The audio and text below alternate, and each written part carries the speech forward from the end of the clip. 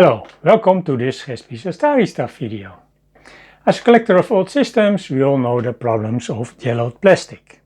I recently encountered it again when I picked up an Atari 520 SD for a nice price. The case of the Atari had turned terribly yellow. Now you can bring back the old color of the computer with a technique called Retrobrighting. I've done this a few times in the past, but lately I've stayed away from it after a very disappointing result. But this computer is so yellow that I want to try it again. But this time I will use a method with less risks, called the immersion method.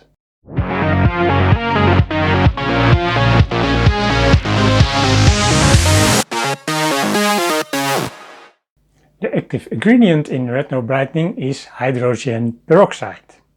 On the system that I have removed the yellow color from in the past, I used the peroxide cream method. You spread this over the yellow plastic with a brush and cover it with transparent foil. Then you leave it in the sun for a few hours or put it on a UV lamp, and then the UV light and the peroxide bleaches the plastic, which bring back the original color. But this went wrong a few years ago with my Atari Mega SD. This is called the blooming effect. Since this happened, I have never retrobrighted again. But with this 520 SD, I'm going to use a slightly different technique. I immerse the parts in a container with liquid hydrogen peroxide. Because this peroxide is then evenly distributed over the surface, there's less chance of blooming. So let's try this and see the result. The Atari 520 SD was handed over to me this way, in this bag. So I haven't seen it myself yet. Whoa, that's yellow. Much more yellow than it looked like on the photo on the Marketplace website. Just look how yellow it is. And then it looks less yellow on video than in real life. This one really needs a retrobright treatment. But apart from that, it looks good. And yes, this is a German version. There are a number of strange keys on it.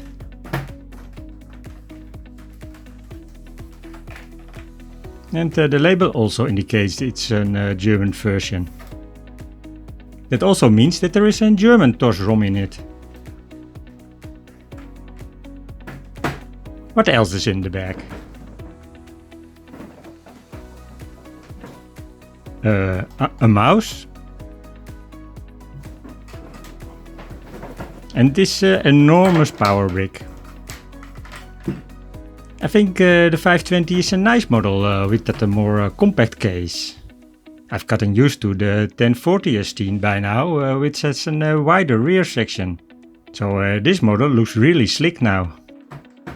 Yes, I'm definitely going to retrobrighten this one.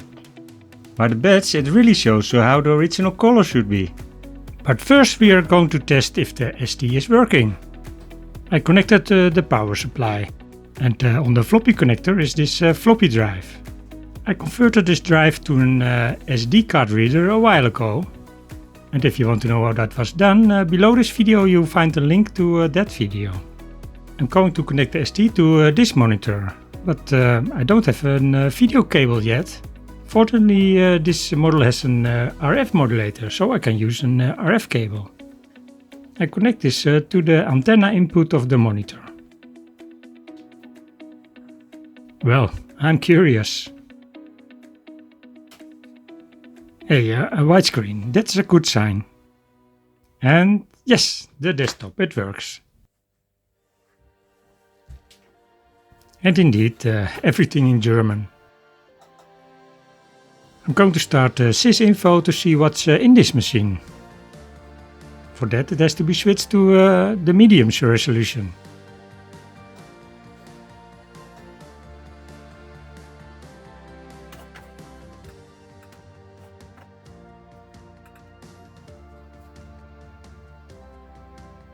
Let's see. Still has the TOS 1.0 in it. And the German version, but we already discovered that. And 512 kilobytes, so still completely stock. But it's nice that the machine still works completely. And now it's time to disassemble the machine.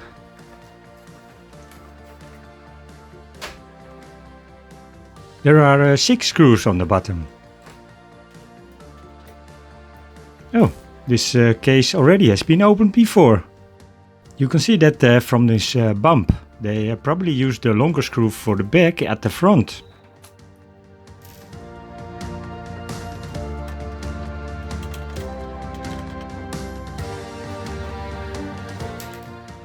The top is now easy to remove. The color of the inside now clearly shows how much the outside has discolored. And now the keyboard.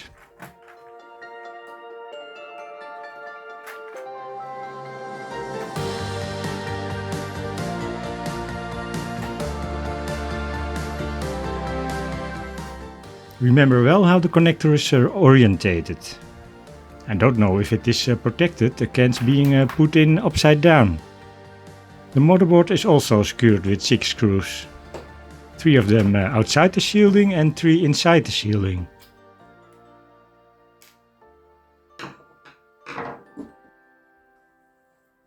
Now we have to open the shielding by bending the tabs to a straight position. That is always a bit of hassle.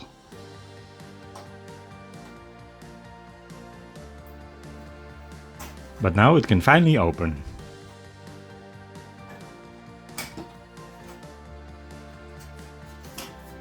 Well, the print doesn't look bad. A bit of cork here, but otherwise it looks pretty clean.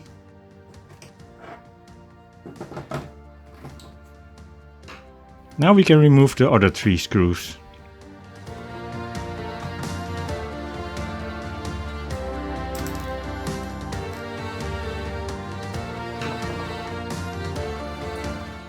And with a bit of wiggling it comes out.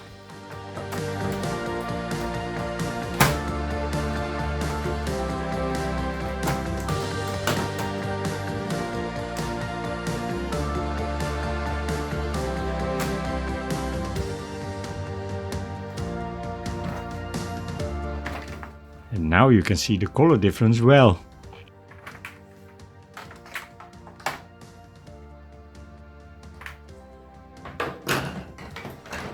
Now this keyboard. I don't have a key puller, so let's see if I can remove them by hand.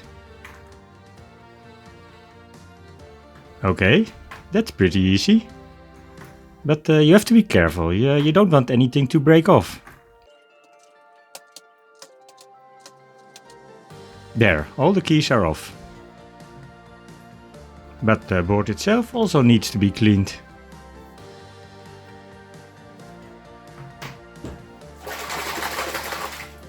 I start by cleaning the bottom with some soapy water.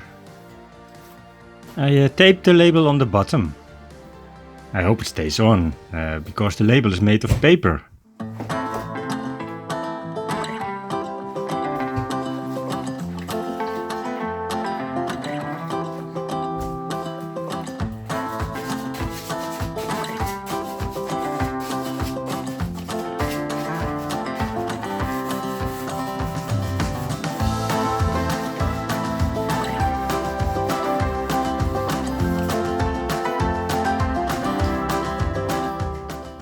And now the front.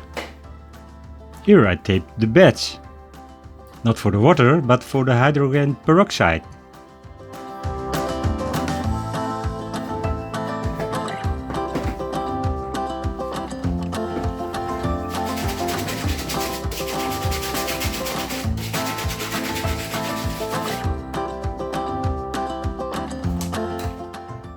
The mouse could also use some cleaning.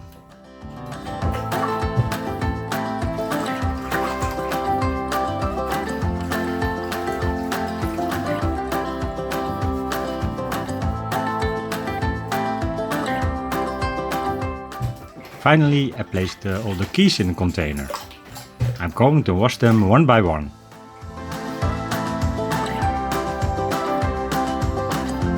And now we're going to start the Retrobright process. I have 5 liters of 12% hydrogen peroxide. It is wise to wear gloves, because you don't want that stuff in your hands. And also wear glasses to prevent drops getting into your eyes. I'm going to do the bottom part first. Then the damage will be less if blooming does occur.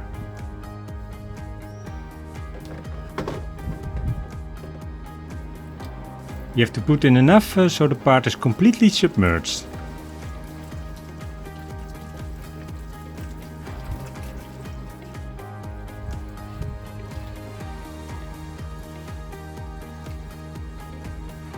Wow, all 5 liters are in and it's still not submerged.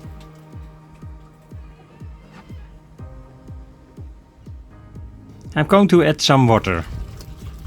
That does mean that it will be diluted. Yes, now it starts to submerge. Almost 5 liters of water has been added. So now it has become 6% hydrogen peroxide. I place a stone on it so it does not float. I wanted to put the mouse and the keys in their own container, but yeah, I don't have any peroxide anymore. So I'm going to put them in this container next to the bottom part.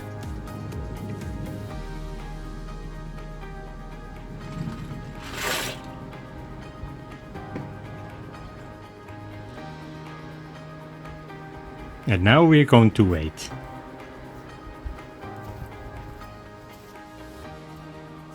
It has been in there for half an hour now. And I don't see much happening yet. Yeah, but that's expected for just an half hour. And I'm going to turn the container, in case the shadow of the container could cause problems.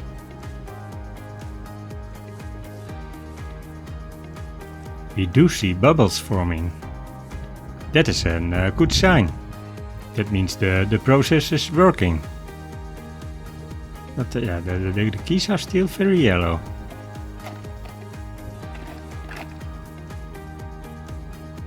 It has been in there for an hour and a half now. Good moment to check whether it's going well.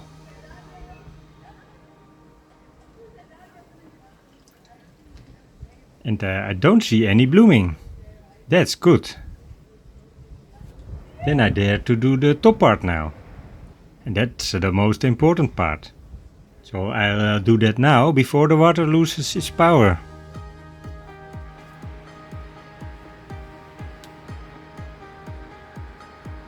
But yeah, that will be difficult with together with those keys.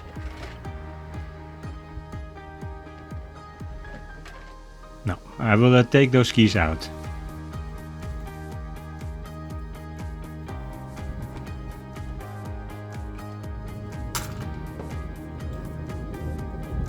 And I have to think about something that it will keep on the bottom and does not float.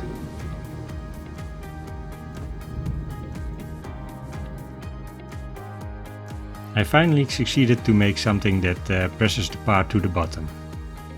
I left the top in for about 4 hours. But then it was already almost evening, so not much sun anymore. So I replaced it with the bottom part and placed the keys back in. I left them there for the rest of the day and the whole night. The next morning I went to look again. The sun has just risen.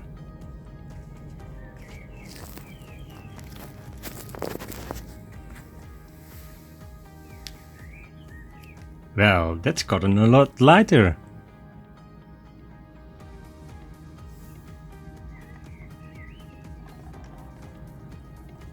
But those keys still are a bit yellowish.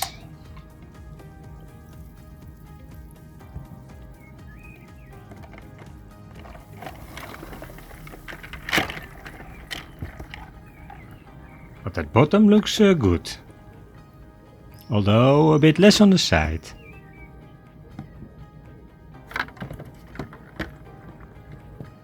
That's clearly visible here.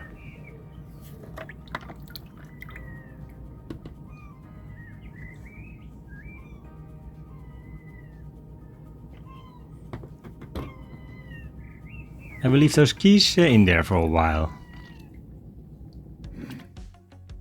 So, all the parts are out of the container and rinsed clean. Let's see how they look now. This is the top. Much better. Not quite the old color yet, but certainly acceptable. And the bed also still looks good. A tiny bit damaged. The sides are a bit more yellow.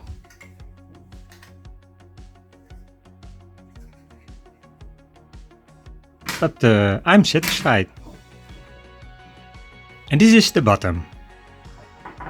Also quite nice. The backside also recovered nicely. But the sides a bit less. Of course, less UV light comes there.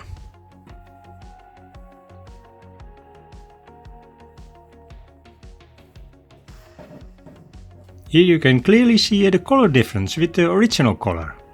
Although that original color may also have become lighter due to the hydrogen peroxide. See how the label has held up. Yeah, that's what I thought. It has hardly stopped any water. Yes, completely wet. And the label is damaged, but still readable. And this is how the keys came out. A bit lighter, but yeah, still quite yellow. This is clearly visible on the side of a key. But yeah, maybe it's not that bad when they are in the case. Then we can now build everything back together.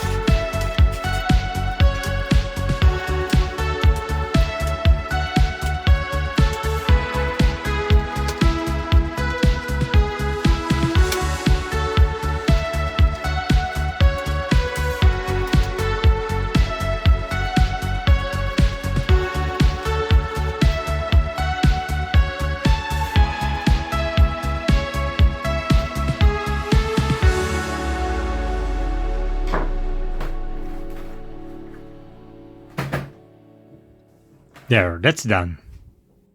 It turned out quite well. I am definitely happy with this.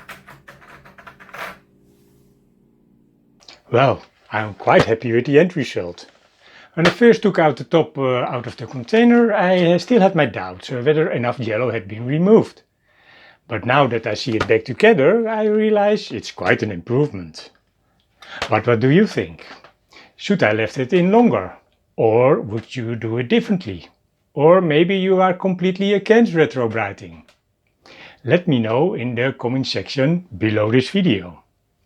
And also, if you have an idea what I can do with the blooming on my Mega ST, I would also love to hear it. So, now we came to the end of this video. If you like this video, please click the like button. And of course also the subscribe button. For which I want to thank everyone who has already done so. Because during the recording of this video we passed the 1000 subscribers. So now on to the 2000. But for now, see you at the next Atari stuff video. Bye!